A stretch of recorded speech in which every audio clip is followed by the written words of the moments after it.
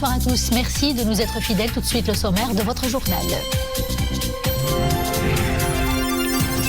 Nous célébrons aujourd'hui le 45e anniversaire de l'annonce par feu Sa Majesté Hassan II de la glorieuse Marche verte, un moment fondateur de l'histoire du Maroc contemporain, une étape phare qui a nourri un grand élan patriotique pour le parachèvement de l'unité territoriale du royaume. Nous suivrons une évocation historique dès le début de ce journal. Le ministre français de l'Intérieur fait travail dans le royaume. Au programme de sa visite, des entretiens avec son homologue Abd Wafil Ftit ainsi qu'avec le ministre des Affaires étrangères, de la coopération africaine et des Marocains résidant à l'étranger, Nasser Bourita. Plusieurs questions d'intérêt commun sont examinées. Autre grand titre de l'actualité ce vendredi, les principaux chiffres liés à la pandémie du Covid. 3498 nouvelles contaminations, 46 nouveaux décès et 2953 nouvelles rémissions. Nous ferons le point dans quelques minutes.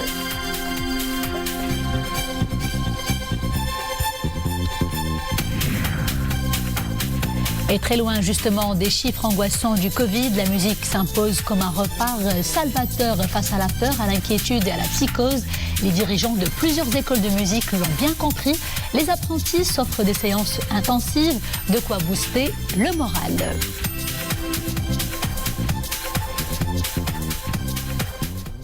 Bonsoir, nous célébrons ce vendredi le 45e anniversaire de l'annonce par feu Sa Majesté Hassan II de la glorieuse Marche verte, un moment fondateur de l'histoire du Maroc contemporain, une étape historique phare qui a nourri un grand élan patriotique inégalé pour le parachèvement de l'unité territoriale du royaume. Évocation historique tout de suite avec Mohamed Elchkar. 16 octobre 1975, feu Sa Majesté Hassan II annonce l'organisation de la glorieuse Marche verte, une grande marche populaire qui aboutira moins d'un mois plus tard à la libération des provinces du Sud. Cette annonce fait suite à la confirmation par la Cour internationale de justice de La Haye de l'existence de liens juridiques et d'allégeance entre les sultans du Maroc et les tribus sahraouis. Une confirmation qui répondait à une demande formulée le 13 décembre 1974 par le Maroc. Demande pour que l'Assemblée générale des Nations unies puisse saisir la Cour internationale de justice d'une requête concernant son avis consultatif sur l'aspect juridique de la situation du Sahara du temps de l'occupation espagnole. Dans son avis du 16 octobre donc, la Cour internationale de justice juge que le Sahara n'a jamais été terra nullius et qu'il y avait des liens juridiques et d'allégeance entre ce territoire et le Royaume du Maroc. Après avoir pris connaissance de cet avis qui représentait une reconnaissance de la légitimité des revendications du Maroc pour le recouvrement de ces territoires spoliés, feu Sa Majesté Hassan II annonçait ce 16 octobre, dans un discours historique, l'organisation d'une marche verte pacifique, un appel qui n'a pas tardé à mobiliser 350 000 Marocains armés de leur foi en Dieu et en le bien fondé de leur juste cause. Dans un climat de sérénité et de sécurité, les fidèles ont afflué aujourd'hui vers les mosquées du royaume pour accomplir la prière du vendredi, la première du genre depuis plusieurs semaines, c'est-à-dire depuis la suspension de cette prière hebdomadaire en raison des indicateurs rouges de la situation sanitaire relative au Covid. À l'entrée de chaque mosquée, les mesures barrières ont été renforcées. Vérification de la température, port correct du masque de protection, désinfection obligatoire des mains, solution hydroalcoolique à disposition, distanciation physique, bref, un protocole sanitaire rigoureux est mis en place pour la sécurité sanitaire de tous. Les embrassades et les poignées de main sont formellement interdites. Cela est d'ailleurs indiqué dans les affiches collées sur les murs et sur les portes d'entrée des mosquées. Le nombre des mosquées ouvertes a été porté, sachez-le, à 10 000 et la prière du vendredi ainsi que les 5 prières y sont désormais accomplies à partir d'aujourd'hui donc. Un conseil de gouvernement s'est tenu ce vendredi sous la présidence du chef du gouvernement, Saadi Latmani. Le conseil s'est penché sur l'examen du projet de loi de finances au titre de l'exercice 2021, en plus de 3 projets de décret accompagnant le PLF 2021. Ces projets de décret portent sur la délégation du pouvoir au ministre de l'économie et des finances, de la réforme et de l'administration en ce qui concerne les emprunts internes et le recours aux autres moyens de paiement et les financements étrangers. Cela concerne également les contrats d'emprunt pour le remboursement de la dette extérieure et les accords de garantie des risques des taux d'intérêt et de change. À présent, la coopération bilatérale entre Rabat et Paris, elle est amenée à se renforcer dans plusieurs domaines avec la visite de travail effectuée par le ministre français de l'Intérieur dans le Royaume. Un agenda bien chargé, des entretiens avec son homologue marocain Abdelwafil Ftit ainsi qu'avec le ministre des Affaires étrangères de la coopération africaine et des Marocains résidant à l'étranger, Nasser Bourita. Au menu donc des échanges, la lutte contre l'immigration clandestine et la lutte contre le terrorisme également. Les développements tout de suite avec Oudem Sahel, Saïd Jassé et Maryam El-Missi. Premier déplacement officiel en dehors de l'Union européenne pour Gérald Darmanin depuis sa nomination en juillet dernier. Ce matin, le ministre français de l'Intérieur rencontre son homologue marocain Abdelwafil Ftit. À l'ordre du jour, plusieurs dossiers sécuritaires, immigration clandestine, trafic de stupéfiants et terrorisme. Les deux responsables y planchent activement. Ils souhaitent ainsi projeter vers un niveau supérieur la coopération entre leurs deux ministères. On a évoqué plusieurs sujets. D'abord un entretien privé, évidemment, pour dire à quel point la coopération, le partenariat entre deux pays plus qu'amis était nécessaire et que les relations personnelles étaient très importantes. Et puis ensuite avec nos directeurs, nos personnes qui nous ont accompagnés, nos collaborateurs, on a pu travailler sur un certain nombre de sujets qui touchaient à la sécurité nationale, à la lutte contre le terrorisme et puis voir comment nous pouvions améliorer le travail que nous faisons ensemble pour pouvoir garantir aux Marocains et aux Français un monde meilleur. Deux pays, une même volonté. Le patron de la place Beauvau l'a clairement affirmé lors de son second entretien avec le ministre des Affaires étrangères, de la coopération africaine et des Marocains résidant à l'étranger, Nasser Bourita. Paris et Rabat s'emploient désormais à rehausser leurs relations bilatérales, régionales et multilatérales. Je remercie le gouvernement marocain pour le travail très important qu'il fait dans la lutte contre les stupéfiants et la France elle-même doit faire davantage pour protéger le Maroc de trafics qui partent de l'Europe et qui arrivent au Maroc et singulièrement sur les produits psychotropes, les drogues de synthèse. Une coopération multiforme nécessaire pour barrer la route à toute atteinte à la sécurité nationale des deux pays. Sur ce volet, l'action du Royaume se veut particulièrement louable. Le ministre français de l'Intérieur a eu également des entretiens avec le ministre des Habous et des Affaires islamiques, Ahmed Tofek. Le ministre français a également visité le musée Mohamed VI d'art moderne et contemporain.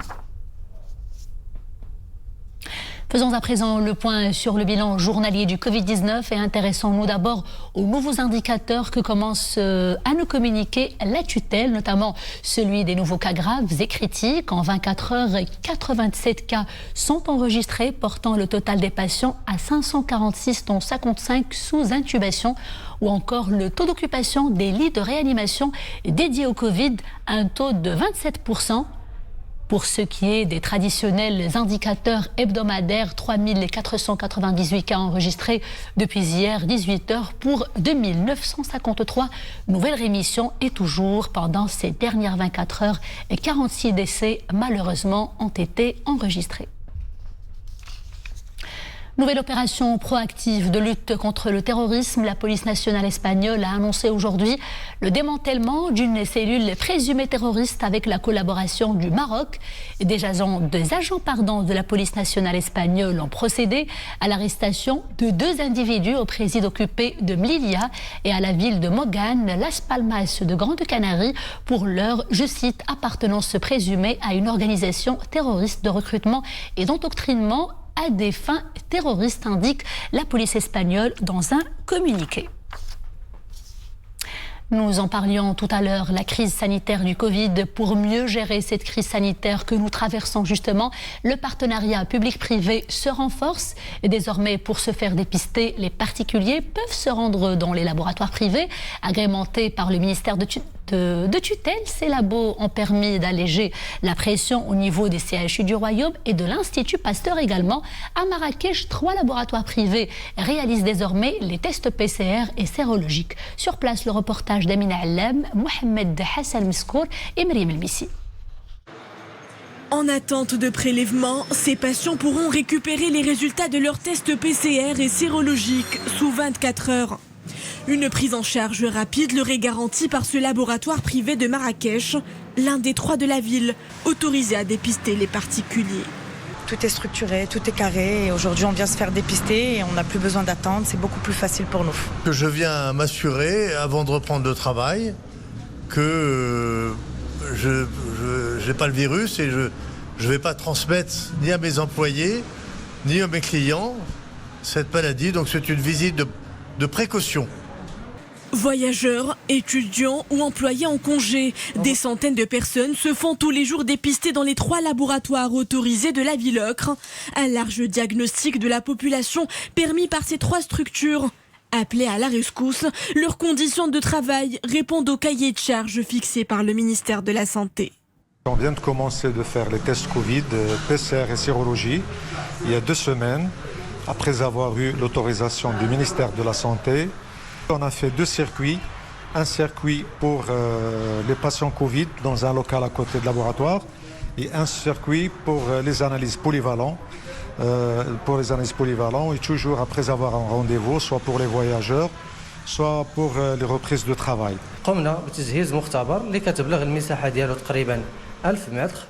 Nous avons réservé un bâtiment au test Covid. C'est un local de 1000 m² séparé de notre laboratoire d'analyse polyvalente. Nous accueillons les patients dans des salles d'attente et de prélèvement ouvertes, conformes aux critères scientifiques et sanitaires prévus dans le cahier de charge du ministère de la Santé.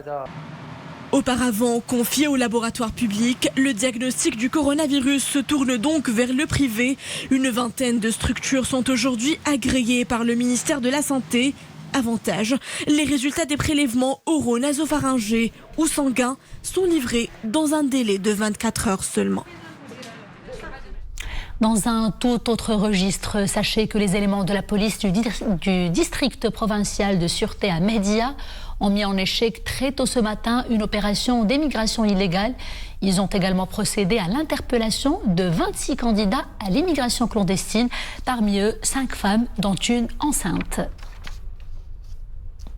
Chaque année, plus de 17 millions de personnes meurent des maladies cardiovasculaires à travers le monde. C'est aussi la première cause de mortalité au monde. C'est dire à quel point il est nécessaire de prendre soin des personnes qui en souffrent, surtout en cette période de crise sanitaire où plusieurs patients se négligent malheureusement et abandonnent leurs rendez-vous médicaux de suivi. Pour une meilleure prise en charge justement de ces patients, eh bien, les professionnels du secteur se sont réunis en format digital.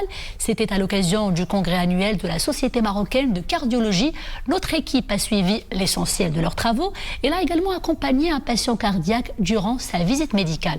Regardez ce reportage de Adnan El-Herraz, Oumaima Ramli et Nisri El-Hamdawi. Pour Mohamed Sha'raoui, cette visite médicale est un rituel mensuel. Depuis quelques années maintenant, il souffre de troubles cardiaques et de douleurs thoraciques. Avant, je fumais beaucoup et aujourd'hui j'en paye les frais. Je ne me rendais pas compte du mal que le tabac m'avait causé jusqu'au jour où je ne pouvais plus monter les escaliers. J'étais à chaque fois essoufflée et c'est pour ça que je suis venue voir le médecin. Depuis, je suis sous suivi médical. Un suivi rigoureux, car Mohamed Sha'raoui souffre d'une maladie coronarienne. Ses artères sont presque bouchées. Conséquence, le cœur manque d'oxygène. Son cas n'est pas isolé. Cette cardiologue rassure. Actuellement, les progrès qui ont été faits en cardiologie permettent de proposer à ces patients une dilatation des coronaires, des artères du cœur, ce qui leur permet de restituer la circulation coronaire et de soulager les symptômes et d'améliorer leur espérance de vie.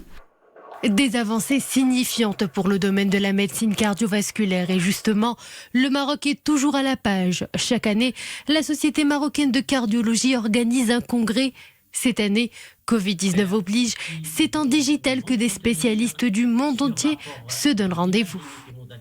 La thématique que j'aborderai aujourd'hui concerne la sténose aortique, qui est une thématique intéressante lorsqu'on sait que la sténose aortique est une valvulopathie de plus en plus fréquente sous nos cieux en relation avec le vieillissement de la population.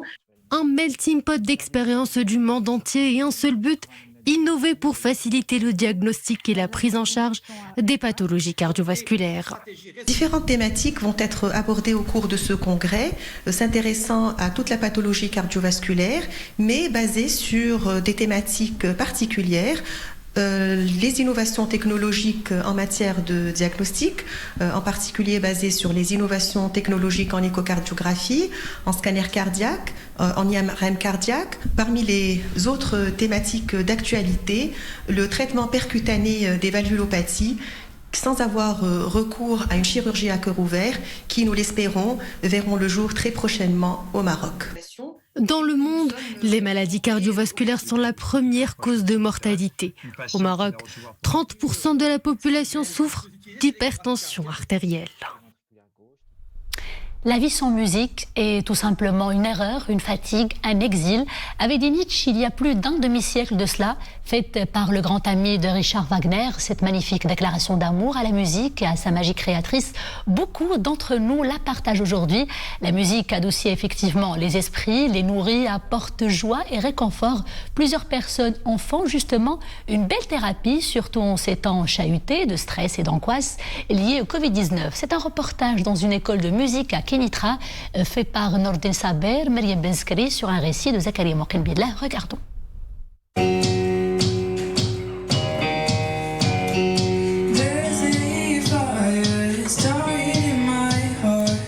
Ils sont jeunes et férus de musique. Chaque soir, ces pratiquants se retrouvent dans leur formation instrumentale pour jouer un répertoire éclectique de chansons. Ici, ils ont toute la liberté d'exprimer leurs sentiments et d'évacuer le stress du quotidien.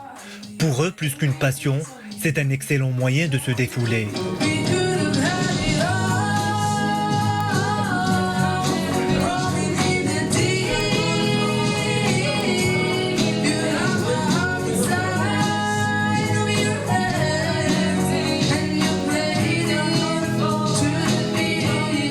En jouant de la musique, je me sens tout à fait relaxée parce que c'est une passion que je pratique depuis toujours. Et c'est quelque chose qui me relaxe vraiment et qui me fait sentir très très bien. Ça me fait oublier tout ce qui se passe dehors et puis voilà. Quand je fais de la musique, bien sûr, je me sens dans ma petite bulle. Je sors du quotidien, je me sens dans un monde toute seule avec mes amis qui jouent avec moi et donc c'est vraiment agréable. La musique ne peut qu'être bénéfique. La plupart des élèves qui font des études musicales ou jouent d'un instrument obtiennent de bons résultats scolaires.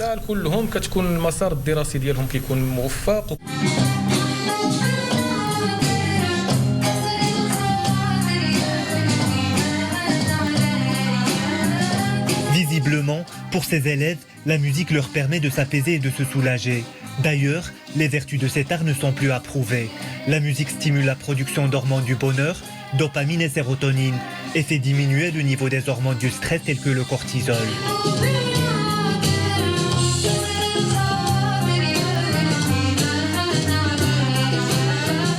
Chez les enfants, le fait d'écouter la musique ou de jouer un instrument musical, ça leur permettait d'être beaucoup plus intelligents, d'être beaucoup plus créatifs, d'avoir une estime en soi et d'avoir une bonne mémorisation.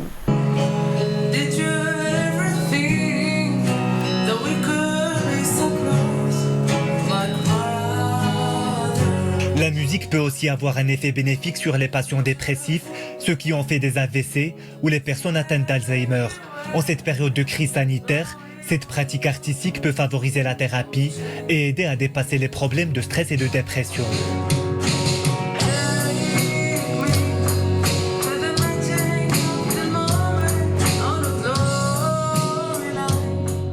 Et que serait la vie sans musique? Plus d'un demi-siècle et demi, et la citation du philosophe allemand résonne encore et encore. C'était la fin de ce journal. Merci d'avoir été des nôtres et à demain toujours avec grand plaisir. D'ici là, portez-vous bien.